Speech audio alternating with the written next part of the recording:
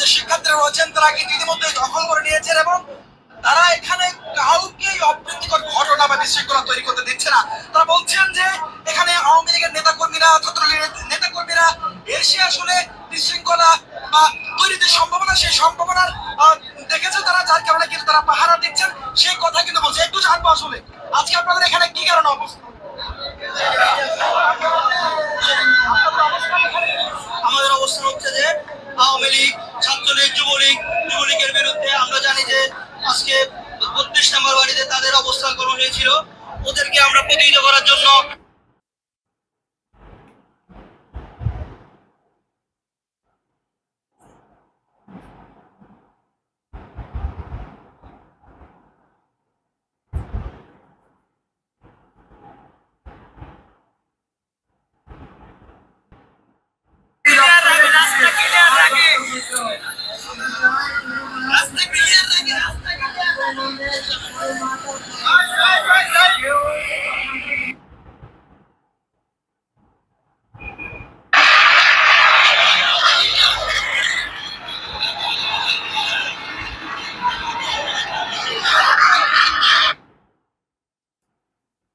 আসসালামু আলাইকুম দর্শক, কয়েকটা ভিডিও দেখালাম। এই ভিডিওগুলির বুঝতেই পারছেন ধানমন্ডি 32 নম্বরের সামনে গতকাল থেকে রাত থেকে আজকে পর্যন্ত ছাত্রদের অবস্থান খুব জোরালো। কিছু অপ্রীতিকর ঘটনা ঘটেছে। রোকেয়া প্রাচীর উপর হামলা হয়েছে। আজকে সকালেও কয়েকজন প্রহৃত হয়েছে। তারা শ্রদ্ধা নিবেদনের জন্য এসেছিল। আজকে 15 বছরের মাথায় এসে যখন রাজনৈতিক প্রেক্ষাপট পাল্টে গেল, তখন আজকের এই হচ্ছে পরিস্থিতি। 15ই আগস্টের ছুটি বাতিল, রাষ্ট্রীয়ভাবে যেই 15ই আগস্ট পালিত হতো জাতীয় শোক দিবস হিসাবে, সেটি বাতিল করেছে অন্তর্বর্তী সরকার। অন্যদিকে শেখ হাসিনা দিল্লি থেকে তিনি কিছু মেসেজ পাঠিয়েছেন সবার মোবাইলে, তাদের দলের নেতা কর্মীদেরকে বলেছে 32 নম্বরে দলে দলে আসার জন্য, শোক পালনের জন্য। আওয়ামী লীগের বিচ্ছিন্নভাবে কিছু কর্মসূচিও ছিল যে সবাই এখানে একত্রিত হবে এবং প্রতিবাদ করবে, কিন্তু তার আগেই কিন্তু পরিস্থিতি উত্তপ্ত হয়ে গেল এবং 3 দিন ব্যাপী কর্মসূচি ঘোষণা করেছে। ছাত্ররা এটা কি প্রতি বিপ্লব বা মানে পাল্টা অভ্যুত্থান হিসেবে ধরে নিয়ে তারা অবস্থান নিয়েছে 32 নম্বর এবং তার আশেপাশের এলাকায়। এখানে শেষ পর্যন্ত কিছুই হয়নি। ওই প্রদীপ প্রজ্বলন, মোমবাতি প্রজ্বলন, সেই কর্মসূচিটা কোনো রকমের রোকেয়া প্রাচীর করেছে, কিন্তু পরে তার উপর হামলা হয়েছে।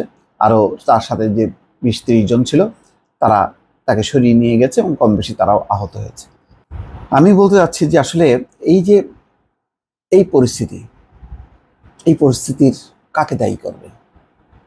বলবেন যে এই ছাত্ররা দায়ী, অথবা ছাত্রদের পেছনে জামাত, শিবির, বিএনপি তারা দায়ী? হ্যাঁ, দায়ী। আবার এটাকে কি সঠিক বলবেন নাকি বেঠিক বলবেন? দুটি বলা যায়। এক অর্থে এটা যে এই কাজটি করা ঠিক হয়নি, এটা তাদের প্রতিষ্ঠাতা বঙ্গবন্ধু শেখ মুজিবুর রহমানের প্রতি তারা শ্রদ্ধা জানাবেন, এটাই সঠিক।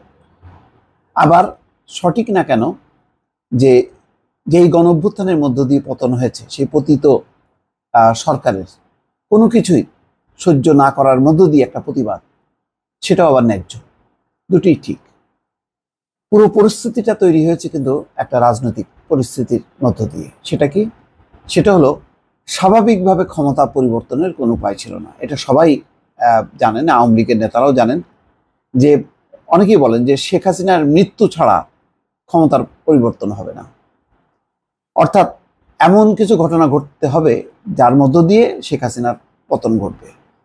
এটা ছাড়া কোনো নির্বাচন, সাংবিধানিক বা গণতান্ত্রিক কোনো পদ্ধতির কোনো উপায় ছিল না যে ক্ষমতা কোনো পরিবর্তন হবে না। এবং সেটাই সত্য।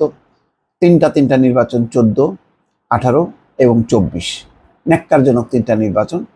যেই নির্বাচনের মধ্যে 2টাতেই বিরোধী দল অংশ নেয়নি, আর একটাতে অংশ নিয়েও তার চরম পরিণতি দেখেছে 2018-তে, দিনের ভোট রাতে।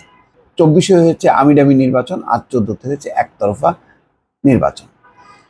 অর্থাৎ নির্বাচনের আগেই নির্বাচিত হয়ে গেছে, আগের দিনই মানে শূন্য আসনে তারা নির্বাচিত হয়ে সরকার গঠন করেছে, এবং তারপর থেকে তারা ক্রমাগতভাবে বিরোধী দল দমন পীড়ন করতে করতে আজকে এমন পর্যায়ে নিয়ে এসেছে, এবং পাশাপাশি ক্ষমতাকে পাকাপোক্ত করার জন্য মুক্তিযুদ্ধ আর বঙ্গবন্ধুকে সামনে এনেছে। সেই বঙ্গবন্ধুর মুরাল, বঙ্গবন্ধুর ছবি, বঙ্গবন্ধুর ভাস্কর্য মানে বিভিন্ন জায়গায় স্থাপন করতে করতে এমন অবস্থা যে এগুলি হয়ে গেছে ক্ষমতার ভিত্তি। যার কারণে আজকে রাজনৈতিক প্রেক্ষাপট যখন পরিবর্তন হয়েছে, আজকে শোক দিবস পালন করারও ক্ষমতা আওয়ামী লীগ হারিয়েছে। দলের কোনো কেন্দ্রীয় নেতাকে কাল রাত থেকে শুরু করে সকাল পর্যন্ত দেখা যায়নি। একেবারে সাংস্কৃতিক মনা কিছু সমর্থক শুভাকাঙ্ক্ষী তারা এসছে, কিন্তু কোনো মাঝারি সারির উপরের সারির কোনো পর্যায়ের নেতারা নেই। এমনই আজকে পরিস্থিতি, এমনই বঙ্গবন্ধুর প্রতি তাদের কমিটমেন্ট যে এই পরিস্থিতি মোকাবেলা করে তারা যে সামনে দাঁড়াবে বঙ্গবন্ধুর প্রতি, যেই বঙ্গবন্ধুকে নিয়ে তারা সেই 15টা বছর ধরে তারা স্লোগান দিয়েছে যে এটা হচ্ছে বঙ্গবন্ধুর বাংলাদেশ, সেই বঙ্গবন্ধুর বাংলাদেশে বঙ্গবন্ধুর প্রতি শ্রদ্ধা নিবেদন করতে আসেনি। সেই কারণেই বিচ্ছিন্নভাবে যদি বলা যায় যে বঙ্গবন্ধুর প্রতি এই যে শোক তারা জানাবে, এটা তাদের অধিকার, গণতান্ত্রিক অধিকার, সাংবিধানিক অধিকার, এটা ঠিক হয়নি।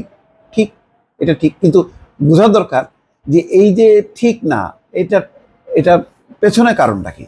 পেছনের কারণটা হলো এটাই যে 15 বছরের যে দুঃশাসন, মানুষের জীবন যে অতিষ্ঠ, এবং শেষ মুহূর্তে ক্ষমতা না ছাড়ার জন্য যে গণহত্যা, তার ফলাফল। এর থেকে তো বড় অপরাধ হতে পারে না। আপনি গণহত্যা করে তার পরপরই 15ই আগস্ট হবে, সেই 15ই আগস্ট আপনি উদযাপন করবেন। এই ছাত্র জনতা যারা ভিকটিম, কত শত মায়ের কোল খালি হলো, কত বোনের বোন ভাই হারালো, ভাই বোনকে হারালো, হ্যাঁ, বাবা মা শিশুকে হারালো, সন্তানকে হারালো। আজকে তাদের ক্ষোভ জ্বলছে। দেখেন রাস্তায় এক ডাক দিলেই ছাত্ররা কিন্তু হাজার হাজার ছাত্র জড়ো হয়ে যাচ্ছে। আজকে 32 নম্বরকে ঘিরে কোথায় সেই শোক, কোথায় সেই আওয়ামী লীগের 15 বছরের ক্ষমতার দাপট, যেই দাপট দিয়ে এদেরকে রুখবে না, একদম স্রোতের মতো ভেসে গেছে, হাওয়া হয়ে গেছে।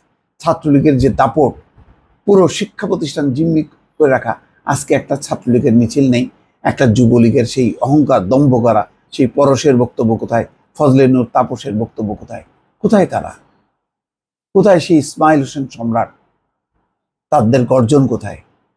কোথাও গর্জন নেই। জনতার আওয়াজে সমস্ত গর্জন ধুলায় মিশে গেছে। তারা তাদের দলকে, নিজেদেরকে অসম্মানিত করেনি, বাংলাদেশের একটা শ্রেষ্ঠ মানুষ বঙ্গবন্ধু শেখ মুজিবুর রহমানকে আজকে ধুলায় মিশিয়ে দিয়েছে। আজকে এত বছর আগে তার মৃত্যু হয়েছে, আজকে তাকেও এই পাপের সমস্ত কিছু তাকে বোঝা বহন করতে হচ্ছে। মৃত মানুষকে এই শেখ হাসিনার শাসনের বোঝা, দুঃশাসনের বোঝা আজকে তাকে বহন করতে হচ্ছে, তাকে আবারও অসম্মানিত হতে হচ্ছে। এটি কি প্রাপ্য ছিল? এটা কি শেখ হাসিনা, আওয়ামী লীগের এই যে এত বুদ্ধিজীবী, তারা কেউ কি বোঝেনি যে এইভাবে ক্ষমতা কোনোদিন চিরস্থায়ী হয় না, এবং যদি স্বাভাবিকভাবে ক্ষমতার পরিবর্তন না হয় তার পরিণতি কি হয়? বিশ্বের যে সমস্ত দেশে গণঅভ্যুত্থান হয় তার পরবর্তীতে কি হয়? তার পরপরই কি পরিস্থিতি এমন হয় যে সবাই গান গাইতে থাকে, গণসঙ্গীত বাজে না? সেখানে এইরকমই ধ্বংসলীলা চলে। মুক্তিযুদ্ধের পর, মুক্তিযুদ্ধ তার পরবর্তী সময় কি খুব ছিল, ধ্বংসযজ্ঞ ছিল না, হামলা ছিল না, প্রতিশোধ ছিল না? আজকে তো সেটাই সবাই বলছে যে এটা হচ্ছে বাংলাদেশের পুনর্জন্ম, দ্বিতীয় মুক্তিযুদ্ধ। তো এই যুদ্ধের তো কিছু প্রতিক্রিয়া হবে, সেই প্রতিক্রিয়াকে কি আপনি বলবেন যে না না এটা চরম অন্যায়, এটা কি হলো, এই ছিল স্বাধীনতা, এই ছিল বিজয়, এই কি আমরা চেয়েছিলাম? কিছু কিছু দেখি যে ফেসবুকে লেখে, এটাই কি চেয়েছিলাম? এটা আমরা চেয়েছিলাম না, কিন্তু এটার হচ্ছে অনিবার্য পরিণতি, এটাও বোঝা দরকার। এই দায় আমি যত না, যারা আজকে 32 নম্বরকে ঘিরে বিক্ষোভ করছে, যারা বলছে যে কোনোভাবেই শোক দিবসে তাদেরকে নামতে দেব না, তাদের এই দাবিকে, তাদের এই আবেগ, এই ক্ষোভকে কোনোভাবেই অমর্যাদা করা যাবে না, কোনোভাবেই বলা যাবে না এটা অন্যায়, অন্যায্য। হ্যাঁ, যদি স্বাভাবিক ক্ষমতার পট পরিবর্তন হতো, তারপরে যদি শোক দিবসে যদি তারা শোক করত, সেটা ঠিক আছে, সেটা অবশ্যই অনেকেই প্রতিবাদ করতে এবং প্রতিবাদ করার মতন অবস্থায় ছিল। কই এর আগে আমরা যদি 15 বছর আগে, যখন কি স্বাভাবিকভাবে 2-3 টার্ম ক্ষমতার পট পরিবর্তন হয়েছে, তখন কি 32 নম্বরের শোক পালনে কেউ বাধা দিয়েছে? তখন কি আওয়ামী লীগ বাধাগ্রস্ত হয়েছে? যখন কি বিএনপি ক্ষমতায় ছিল না, তখন কি তারা প্রতি বছর শোক পালন করতে পারেনি? তারা তাদের নেতা বঙ্গবন্ধু শেখ মুজিবুর রহমানের প্রতিকৃতিতে ফুল দিতে পারেনি? পেরেছে। কখনো অবস্থান নিয়েছে? ছাত্র জনতা 32 নম্বরকে ঘিরে কাল রাত থেকে তারা পাহারা দিচ্ছে যাতে কেউ ঢুকতে না পারে। তাহলে আজকে কেন এই পরিস্থিতি? এই জন্যই বারবার বলছি, এগুলি সব হচ্ছে পাপের ফসল, মাসুল দিতে হচ্ছে। কাকে দেবেন দায়? সাদা চোখে দেখলে, বিচ্ছিন্নভাবে যদি আপনি দেখেন, আমি একমত যে অবশ্যই এটা তাদের একটা গণতান্ত্রিক অধিকার, সাংবিধানিক অধিকার যে তারা শ্রদ্ধা নিবেদন করবে। শ্রদ্ধা নিবেদন কেন, তারা রাজনীতি করবে, সব কিছুই করবে, এটা তাদের অধিকার। সেই অধিকারের জন্যই তো আমরা সংগ্রাম করে আবার দেশটা দ্বিতীয় দফায় স্বাধীন করলাম। কিন্তু সেই অধিকার কারা পাবে, কারা পাবে না, সেটাও দেখতে হবে। আজকে যে দুঃশাসন যারা কায়েম করেছে, তারা কি গণতান্ত্রিক অধিকার পাবে? তাদের তো সাজা হবে। আজকে এক এক করে সাজা হচ্ছে, দেখছেন না? সব পালিয়ে আছে। আজকে শোক দিবসে নেই, তারা হচ্ছে পালিয়ে আছে, পালিয়ে আত্মরক্ষা করছে। তাদের এতই নীতি আদর্শ, আজকে আত্মরক্ষা করছে, তারপর এক এক করে ধরা পড়ছে বিভিন্ন জায়গা থেকে। ইঁদুরের গর্তে তারা লুকিয়ে আছে, সেই গর্ত থেকে টেনে টেনে তাদেরকে এখন বের করা হচ্ছে। তো তাদের কি অধিকার থাকবে? চোর ডাকাতদের কি অধিকার থাকে যে তুমি ডাকাতি করো, তুমি চুরি করো? না, থাকে না।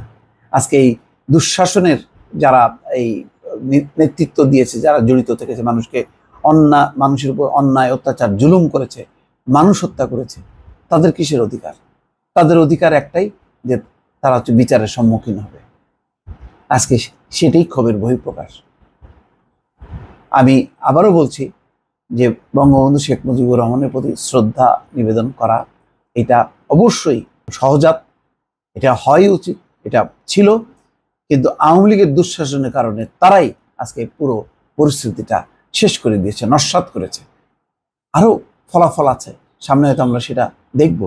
কেননা এটা মানে 1-2 বছরের না, 15 বছরের দুঃশাসন। সেই দুঃশাসনের আজকে জবাব দিচ্ছে মানুষ। দর্শক, ভালো থাকবেন। আল্লাহ হাফেজ।